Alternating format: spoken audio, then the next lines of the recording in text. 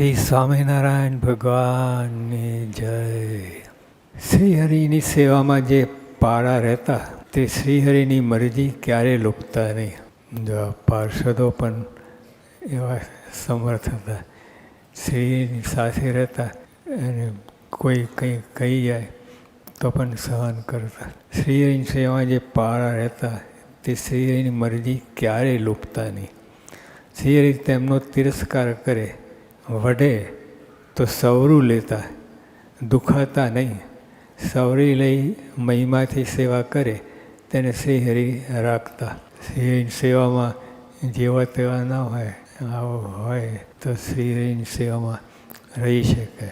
સહન કરે, શ્રીહરિ તેમને તિરસ્કાર કરે. ભગવાન પોતે તિરસ્કાર કરે, વઢે તો સવરું લેતા, તો દુખાતા નહીં. સવરી લઈ મહિમાથી સેવા કરે તેને શ્રીહરિ રાખતા. આવા હોય તો શ્રીહરિની સેવામાં રહી શકે. વઢે તે દુઃખ લગાડે તેને દૂર કરતા. વઢે અને તે દુઃખ લગાડે કે મનમાં થઈ જાય કે મારો શું વાંક, મને શું કામ મળે છે, એવું બધું થઈ જાય તો મારે કે એને દૂર રાખતા ના જોઈએ. કહે એને ખોટું લગાડે તેનો વિશ્વાસ શ્રી કરતા નહીં. એટલે આ આપણે પારા આપણા માટે ઉપદેશ છે. શ્રીહરિ તો એમની સામે તો ક્યાંથી થવાય. આપણે મનમાં દુઃખ લગાડે શ્રીહરિ કોઈ, હવે શ્રીહરિ તો કહેતા નહીં, પણ શાસ્ત્રીમાં યોગી આપા પ્રમુખ છે એ પણ કહેતા નહીં તો કોણ કહે? તો એના જે કર અમારે ગુણાતીત સ્વામી હતા મુંબઈમાં, તો યોગી અપાએ વાતમાં વાત કાઢી કે ગુણાતીત કેમ છે, તમારું કેમ છે?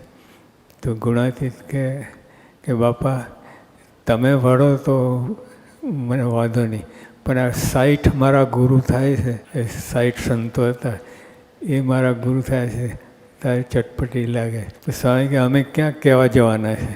સ્વામી બાપા યોગી બાપા ક્યાં કહેવા જવાના હતા? તો ઓલા દ્વારા જ બધું તમને કહે. તો આ સત્સંગમાં એવું સમજવાનું છે. આપણને બધા કોઈ કહી જાય, ભગવાને એના દ્વારા કહી દીધું મને એવું. એ ટૂંકમાં મનમાં હોય, ખરેખર મનમાં હોય કે આ સત્સંગ બધો દિવ્ય છે. કોઈ વડે કરે એ સૌરું લે તો મહારાજ યોગી બાબા પ્રમુખ સાહેબ મહારાજ, શાસ્ત્રી મહારાજ બધા રાજી થાય. પણ સૌરું લે, મનમાં દુખાય, કંઈક પણ મનમાં થાય કે આ મને કેમ કહેવું, આમ કહેવું, ઓલાને વાંક છે મને કેમ કહેવું, એ બધું થાય તો મહારાજ કે એ દૂર રાખતા, પાસે આવવાના. આમ તો પાસે જ હોય, જોડે બેસા હોય, પણ તો એ દૂર છે. એટલે આપણે સમજ પાસે દૂરની વાત નથી. એમના વચન છે એ પણ વર્તે એ પાસે છે, ના વર્તે દૂર છે. અડો અડ બેઠા હોય દૂર છે. તો મારા બધા વચન જાણી લેવા. શ્રીજી મહારાજ આ મોટા સંતો, એકાંતિક ભક્તો એને જાણી લેવા અને એ પ્રમાણે આપણે રહેવું. કડેધાર આપણે ટોચો ના વાગે એવી રીતે રહેવું. જો બહુ મોટી સામર્થ્ય, ખરેખર બહુ મોટી. એ સહન કરે આ સત્સંગમાં તો સહન ખાલી મોટા પુરુષ કે એ તો કહેવાના જ નથી, પણ બીજા દ્વારા આપણને ઠપકારે, કંઈ કહી જાય તો સહન કરે. એ ભેદ પડી જ જાય. મારા જ કે વાંધો નહીં, આ લલ્લુ મફતિયો મને કહી જાય તો જો એવો ભાવ થાય ને એ બહુ મહારાજનો રાઈપો ના થાય. ટૂંકમાં આ સત્સંગમાં એક હરિભક્ત બીજા હરિભક્તનું અપમાન કરે થવાનું જ છે. આ સત્સંગ તમે જેમ જેમ તમે પાત્ર થાઓ એમ બધું આ થવાનું છે. કોઈ કહી જાય અને એક કસોટી, ભગવાનની કસોટી જ કરે. ને આપણે આખો વર્ષમાં ભણીએ અને વર્ષના અંતે પરીક્ષા લેવાય. અહીં સત્સંગમાં તો અખંડ રોજ પરીક્ષા થાય. જે પાકો હોય એની પરીક્ષા કરે, કાચાની ક્યાંથી પરીક્ષા કરે.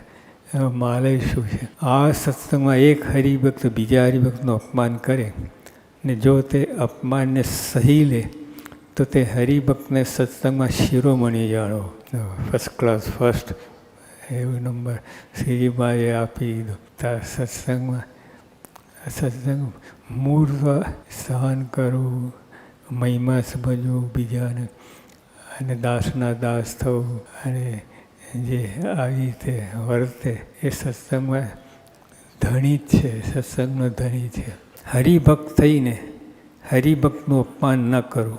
હરિભક્ત થઈને ઓલો કરી જાય પણ તમારે ના કરવું, એવી વાત છે. અજાણે અપરાધ થઈ જાય તો કર જોડીને ક્ષમાની પ્રાર્થના કરવી એ હરિભક્તની રીત છે. હવે કોઈ કહી જાય તમે દુખાઈ જાઓ એવું ના રાખવું. એને હાથ જોડીને એની ક્ષમા યાચના કરવી.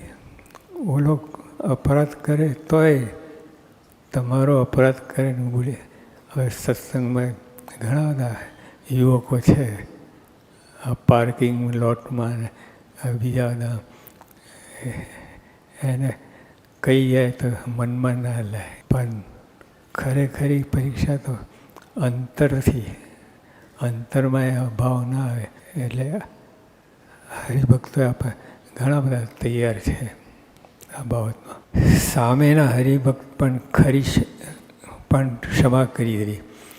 કાંઈ અપરાધ થયો નથી એમ કહેવું. બોલો સામે એ તમને કહે કે ભાઈ મારો અપરાધ થઈ ગયો તો એ હરિભગત કહેવું ના કાંઈ અપરાધ થયો નથી. એટલે સરોવર માફી માગીને અને બધી ભૂલી જવું. Forgive and forget. ફોરગીવ તો થઈ શકે, ફોરગેટ નથી. એ તો દાળમાં રાખીને અને છોડવું બહુ મુશ્કેલ છે.